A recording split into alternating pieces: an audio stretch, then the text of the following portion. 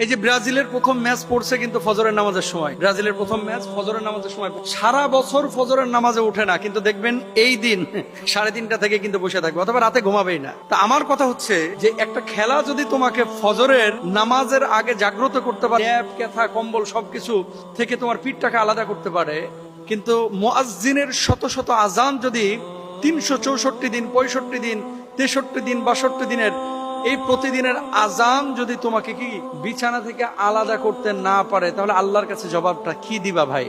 আমি যে পয়েন্টটা নিয়ে কথা বলতে চাচ্ছি, যে দেখেন রাত 1টায় আর্জেন্টিনার খেলা, ফজরের সময় ব্রাজিলের খেলা, জার্মানির খেলা হচ্ছে সকাল 8টার সময়। খেলার আধা ঘন্টা 1 ঘন্টা আগে মুড়ি টুড়ি মাখায় নিয়ে আপনি বসতেছেন। সকালবেলা আপনার বাপ আপনার কাঁথা কম্বল থেকে আলাদা করতে পারলো না, আপনার মা আপনাকে চিৎকার করে চেঁচামেচি করে ডেকে নামাজের জন্য উঠাইতে পারলো না। এতদিন আপনি মোবাইলে অ্যালার্ম দিয়ে রাখছেন, আপনারা কেউ আলাদা করতে পারলো না বিছানা থেকে, মানে আপনি ঘুম থেকে উঠলেনই না। সারাটা বছর অনেক যুবক আছে ফজরের নামাজ একদিনও পড়ে নাই, একদিনও না। জবাব আল্লাহর কাছে দিবেন, অস্বীকার করতে পারবেন? হাজার হাজার না লাখ লাখ যুবক বাংলাদেশে আছে যারা ফজরের নামাজ সারা বছরে একদিনও পড়ে না, অথচ খেলার জন্য ঠিকই কিন্তু 3:30টায় জেগে উঠে বসে থাকবে। খেলা দেখার জন্য ঠিকই 3টার দিকে উঠে বসে থাকবে। খেলা দেখার জন্য ঠিকই ফজরের আজানের সময় উঠে বসে থাকবে। তার মানে কি ফজরের নামাজের চাইতে আপনার কাছে খেলাটা বেশি ইম্পর্টেন্ট? এবার আসেন, আমি কিন্তু খেলা দেখা না দেখার বিষয়ে বলতেছি না, আমি বলতেছি ফজরের ইম্পর্টেন্সি, যে গুরুত্বটা কি, যে আল্লাহর জন্য, আল্লাহর নামাজের জন্য মুয়াজ্জিন এতদিন ডাকলো, আপনি উঠলেন না, কিন্তু আর্জেন্টিনার খেলা দেখার জন্য,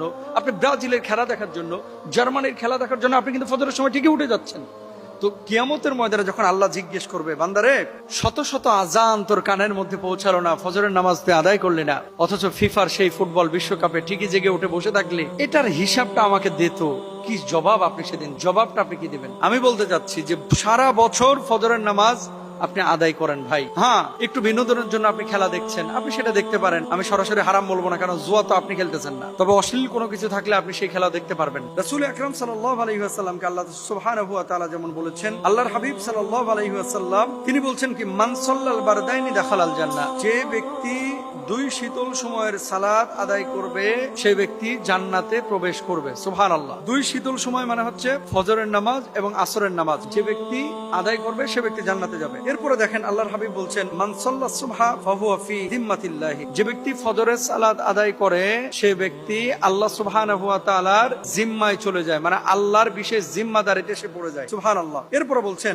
রাকাতুল ফজরি খায়রুম মিনাদ দুনিয়া ওয়া মা ফিহা, ফজরের 2 রাকাত সুন্নাত, অর্থাৎ ফরজ নামাজের আগে যে 2 রাকাত সুন্নাত, এটা দুনিয়া এবং দুনিয়ার মধ্যে যা কিছু আছে তার চাইতে উত্তম। সুবহানাল্লাহ। এরপর আল্লাহর হাবিব সাল্লাল্লাহু আলাইহি ওয়াসাল্লাম আরো বলছেন, ফজরের জামাতে নামাজ পড়ার মহা পুরস্কারটা কি, যে ব্যক্তি ঈশার নামাজ জামাতে আদায় করে